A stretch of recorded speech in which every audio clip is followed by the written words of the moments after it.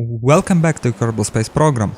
Today we are continuing our career, and to get a little bit of science that we need to unlock one of the nodes, we are going to do one lunar mission. But we're not going to do it the simple way, we're going to do it the Apollo style. Why? Because it's more fun that way. And because I never done Apollo style mission before. So I think it might be an interesting thing to try. So here is our craft ascending into the parking orbit around Kerbin, and we're going to ditch our fairings somewhere around now, maybe a little bit later, but very close to this point in time. Right now. And here is our payload. We basically have two modules. One of them is going to land on the moon and another will stay in the orbit. After the lunar mission is complete, the lander module is going to get back, rendezvous with the orbital module, and then only orbital module will return home. Of course, all Kerbals will be transferred to the orbital module and everything will be fine.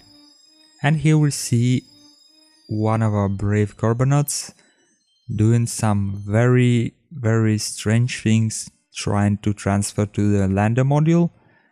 I have no idea how it is possible to eject at such speed from the craft, but apparently it is possible. So let's try it again.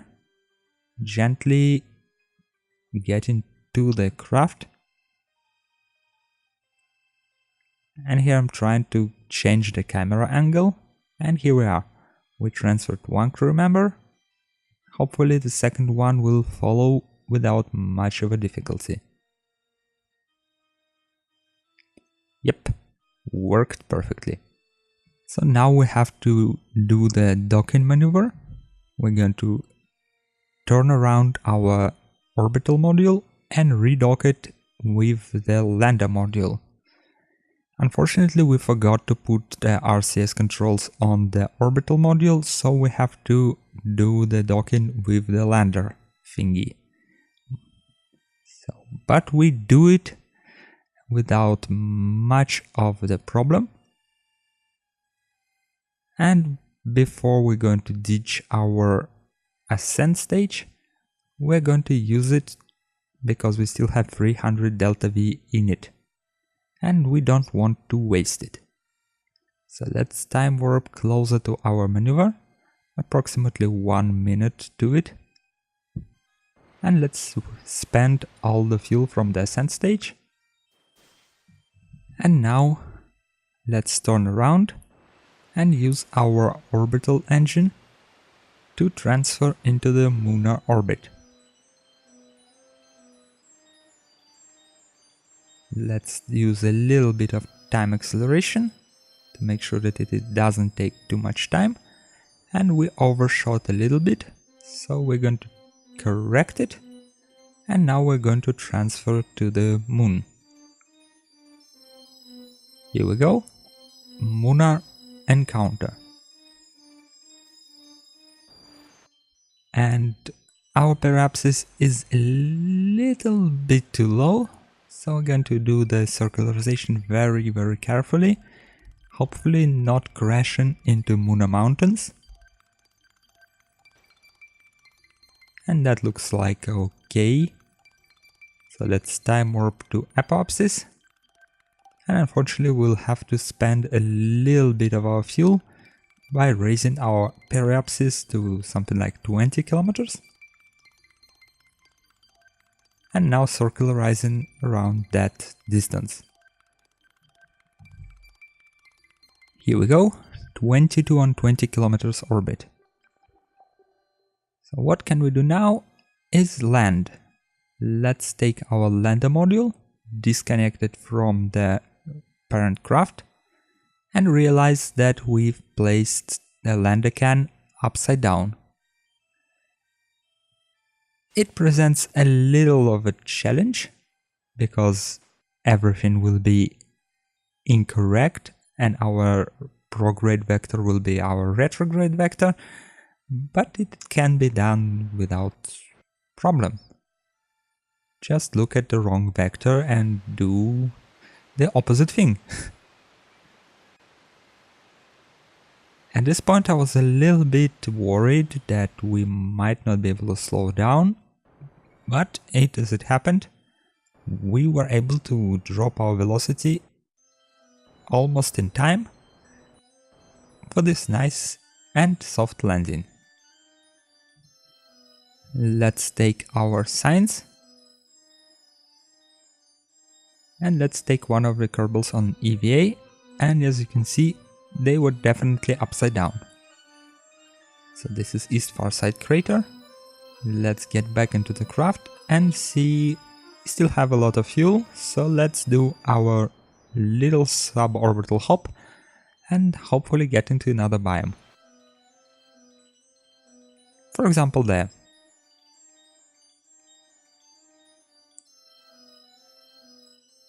Let's carefully decelerate,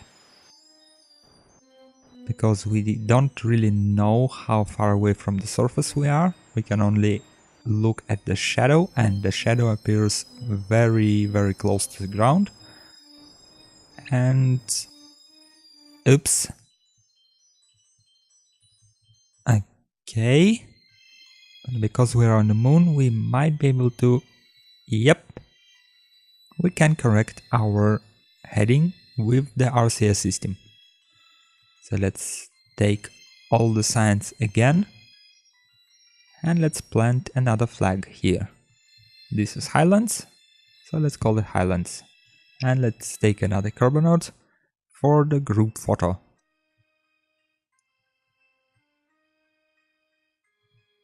Now let's make sure that we transferred all the signs from the modules to the craft itself.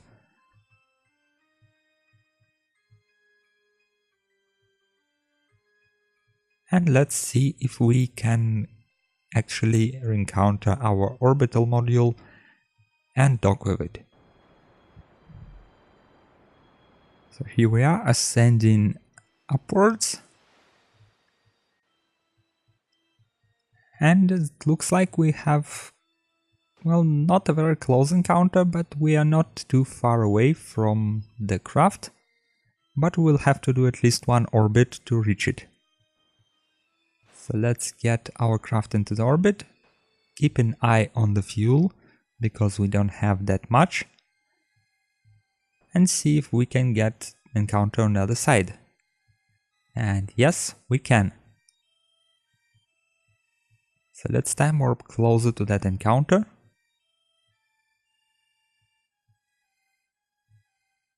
Approximately 30 seconds away should be good enough. And let's start killing our lateral velocity. As you can see, we have to follow our prograde marker to actually kill velocity. A little bit confusing, but not too hard. So have another encounter a bit too far away. So let's time warp to that too. And start using our RCS, because we don't have much fuel left. And as you can see, I was a little bit confused as to where to burn and which direction to actually face. But in the end I managed to do it. And we have approximately 100 meters encounter. So let's orient our orbital craft in the same direction as our lander craft, because it is much easier than translating around the orbiter craft with the lander one. And let's go for the docking. Unfortunately, the dock align indicator doesn't really help us in this situation, because it's all backwards.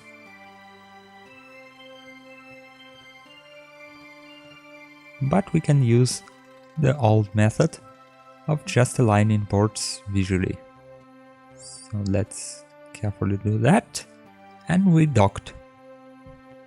All we have to do now is transfer Kerbals, and because I forgot that lander legs actually obscure the hatch, one of Kerbonauts was violently ejected from the craft, and that shouldn't really happen in real life. So let's try to carefully move him backwards and let him take all the signs and move it to the lander capsule.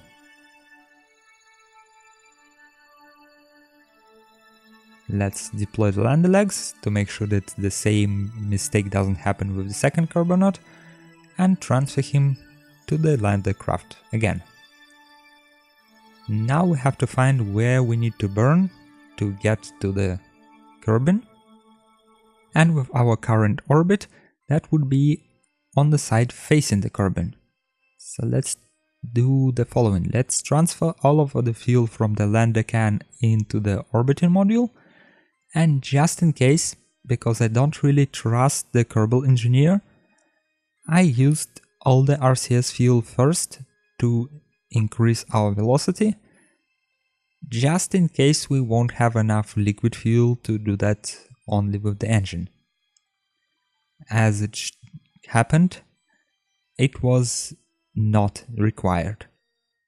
So let's undock our lander craft and do one orbit around the moon. And now let's start our burn. And as you can see, we have way more delta V than we need. Almost the full fuel tank is left. So, well, could have been worse, right? So let's time warp into the atmosphere of Kerbin and ditch our stage.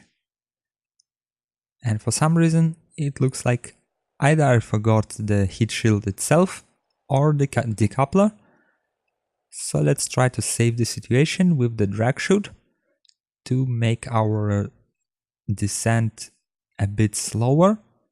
And if we are decelerating slower, that means that less heating and less problem with Kerbonauts.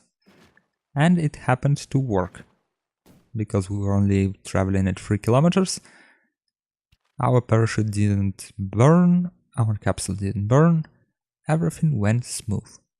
So let's plant a flag, Kerbollo I, get the signs from the planes because we never been here for some reason, and let's recover the capsule. We get 776 science points, which is enough to unlock the ion propulsion, and not only ion propulsion, also the KSP Interstellar pack, adding a couple of engines to this node, and this is the engines we are going to use in our future missions. They are not very powerful but very efficient, and we will use it for the robotic mission to probably Joule.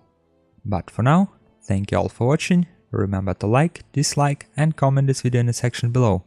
My name is Darlock, and I will see you next time. Goodbye!